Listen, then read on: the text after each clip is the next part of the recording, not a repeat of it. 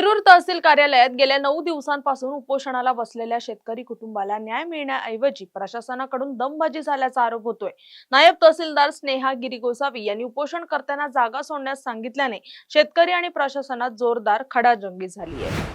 शिरसगाव काटा येथील शेतकरी अनिल लगड आणि त्यांचे कुटुंब गेल्या 6-7 वर्षांपासून शेत रस्त्यासाठी लढा देत आहेत।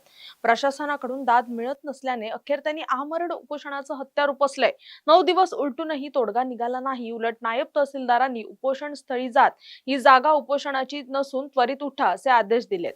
प्रशासनाच्या या भूमिकेमुळे उपस्थित शेतकऱ्यांचा संयम सुटला आणि तहसील कार्यालयात एकच गोंधळ उडाला। निळं वादळ संघटनेच्या अध्यक्षा दीपिका भालेराव यांनीही प्रशासनाला धारेवर धरत जाब विचारला। 9 दिवसांपासून उपाशी असलेल्या शेतकऱ्याला रस्ता देण्याऐवजी प्रशासन दडपशाही करत असल्याचा आरोप आता ग्रामस्थ करतायत। आता या वादावर प्रशासन नमतं घेणार की शेतकऱ्यांचा लढा असाच सुरू राहणार याकडे सर्वांचं लक्ष लागलंय।